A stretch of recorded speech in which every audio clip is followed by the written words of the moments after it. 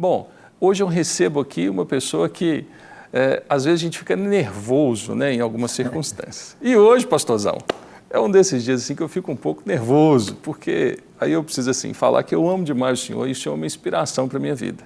Recebo aqui o pastor Jeremias Pereira, da igreja, oitava igreja presbiteriana. Seja muito bem-vindo, pastorzão. Obrigado, pastor Charles. Obrigado, gente boa, que você está conosco nessa prosa abençoada sobre a obra missionária. O crente que não é missionário não é crente, não é assim mesmo? E a igreja que não é missionária não é igreja, é da natureza da igreja ser missionária. Sou grato a Deus, que Deus tem te dado assim esse pacto tão bom a favor do reino do Senhor. E que abençoe sua casa, sua esposa, Amém. Seus filhos queridos. Amém. E que floresça a Rede Super e a Igreja da Lagoinha, que tem sido uma bênção para as nações. Louvado seja Deus. Amém.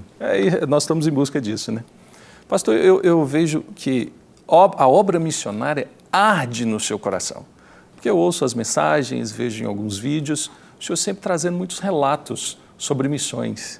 Um dos que me marcou foi quando o senhor conta que o senhor acordou com dor de dente e o senhor achou aquilo estranho, e vou deixar o senhor contar por quê. E de repente o senhor se viu orando por missionários e tomou uma decisão de abençoar os missionários, cuidando da boca dos missionários. Ou seja, às vezes nós espiritualizamos tanto a obra missionária, mas ela também tem as suas necessidades físicas, não é verdade? É assim, não foi exatamente uma dor de dente. Eu sonhei com uma moça rindo para mim, faltando um dente. Madrugada. Então, eu geralmente não dou muita bola para sonho, não. Mas aquele sonho me perturbou. Aí pensei, mulher, minha esposa, será que é perturbação na minha mulher? Aí fui ajoelhar e orar. Tranquilo. Deve ser contra a oitava igreja. Aí fui orar, tudo na paz. E eu tenho uma paixão pelo obreiro pobre, o obreiro sertanejo, o obreiro ribeirinho, o indígena, o cigano, o que trabalha com os quilombolas, o que trabalha com os mais pobres. E eu comecei a orar pelo sertanejo. Quando eu comecei a orar, eu comecei a chorar. Olha. E eu falei, meu Deus, qual é a situação que está acontecendo lá? O que é isso, Senhor? Mas aí depois voltei, deitei. Quando eu acordei, meus olhos estavam inchados, minha mulher perguntou, o que foi? Minha mulher é Cláudia Maria. E eu disse, contei o sonho. Eu falei, você tem algum discernimento? Ela disse, tem nenhum discernimento, meu filho. Aí, mas ela falou, mas vamos orar para o Senhor te dar uma ideia. Eu moro ali da oitava, onde eu moro, mais ou menos uns 3 minutos de carro. Nessa estrada de 3 minutos eu tive uma ideia. Cheguei na nossa igreja e liguei para umas 10 pessoas no sertão. E Deus estava naquele negócio. Por quê? Eu pensei, será que tem algum pastor sem dente? Será que tem algum missionário que está faltando tratar dos dentes? E naqueles 10 telefonemas eu descobri esposa de pastor sem nenhum dente na boca.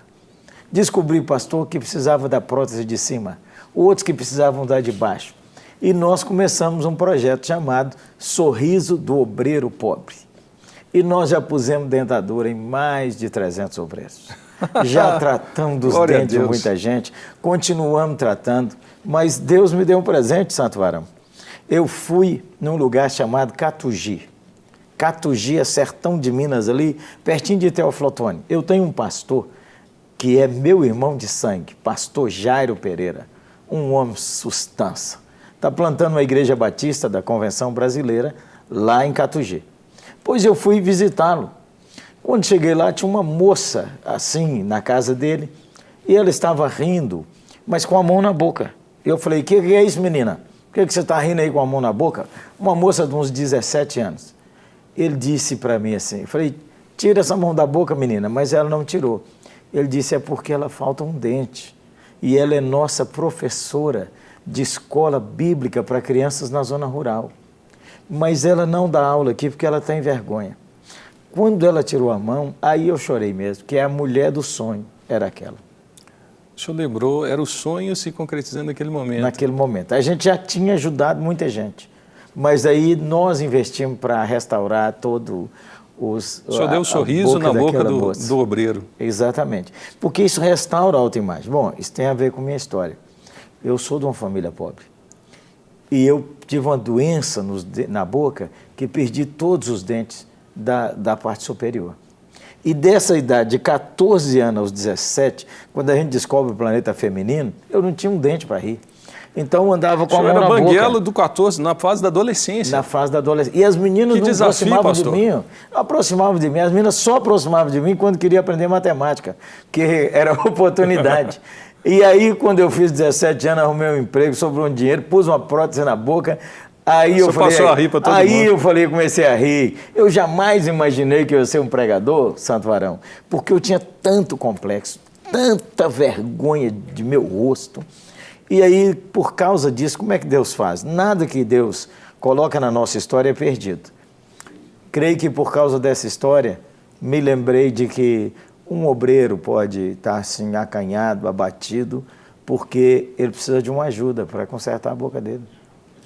E isso inspirou outros irmãos que em vários lugares têm trabalhado assim, ajudando sua região. Louvado seja Deus. Isso também é missões. A gente investe para restaurar a alegria, a paz no coração de um obreiro, sua autoimagem, e ele se torna um obreiro melhor.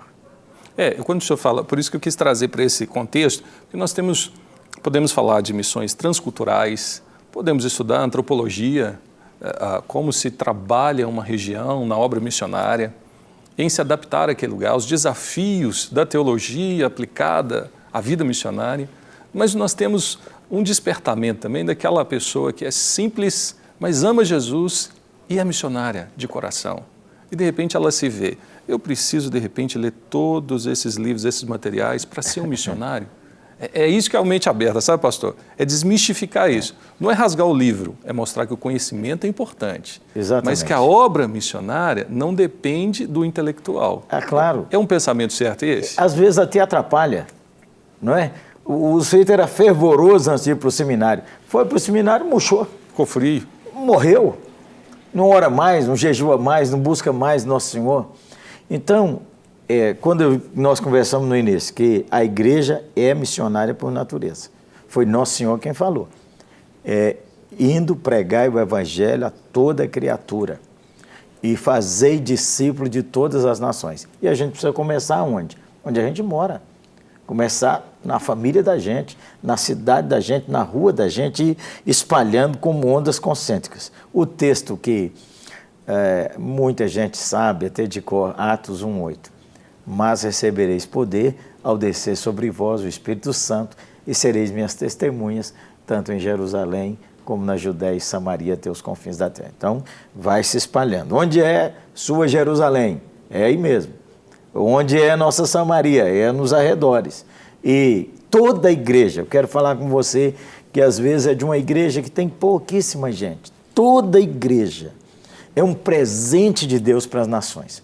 O dia que esse paradigma entra na alma do povo e entra na alma do pastor da igreja, toda a igreja, tenha 10 membros, tenha 10 mil membros, toda a igreja é um presente de Jesus para as nações. Então precisa cultivar esse coração apaixonado para ser bênção para as nações. Apaixonado e de uma responsabilidade e não menosprezando quem a própria igreja é. Porque ela está ali, se ela é um presente, ela vai ser um presente para toda aquela região, para a comunidade. E ela vai trazer benefícios, virtudes, presentes para aquelas pessoas que ainda não conhecem o papel da igreja. É claro, porque como é que eu vou ser bênção lá se não sou bênção aqui?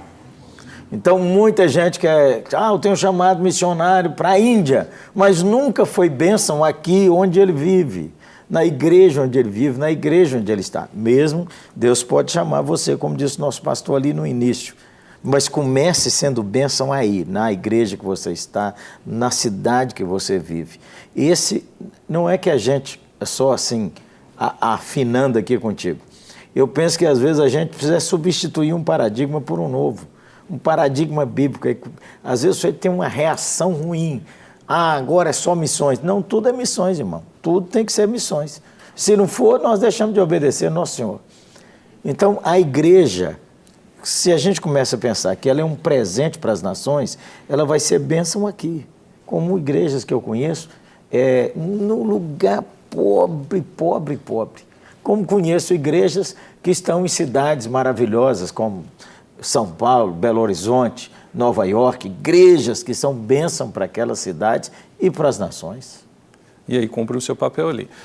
Pastor, o missionário, ele tem uma preparação, porque nós temos o cristão, o meu cunhado usa um termo, não sei se ele aprendeu com o senhor, o crente comum. Nós temos o crente comum e todos nós fazemos parte desse exército. Somos cristãos e não tem essa diferenciação. E tem uns que se dedicam em tempo integral e acabam estudando e se preparam melhor intelectualmente através da teologia.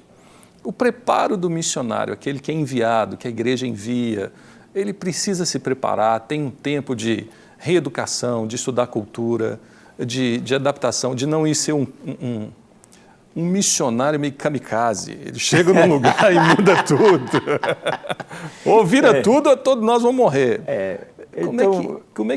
Como é que administra isso? Porque às vezes o jovem tem um chamado missionário, não, eu quero largar tudo, quero ir para a África. E às vezes o pastor diz a ele, rapaz, forma primeiro, você está fazendo faculdade. Ah, não, o pastor enterrou meu chamado, não é isso. Vou enterrar meu talento. Essas coisas todas são muito tensas. Por quê? Grandes homens que abriram obras missionárias, eles nem sabiam falar direito. Plantaram igrejas em tantos lugares. Ou seja, a obra missionária não está diretamente ligada à referência intelectual. Não, porque é o poder de senão, Deus. Veja você, os discípulos de Nosso Senhor, eles eram quase todos semi-analfabetos. Dizem os eruditos que o texto de 1 e 2 Pedro, no original, é um texto complicado. Mistura grego com aramaico, com hebraico, pensamento hebraico com pensamento aramaico.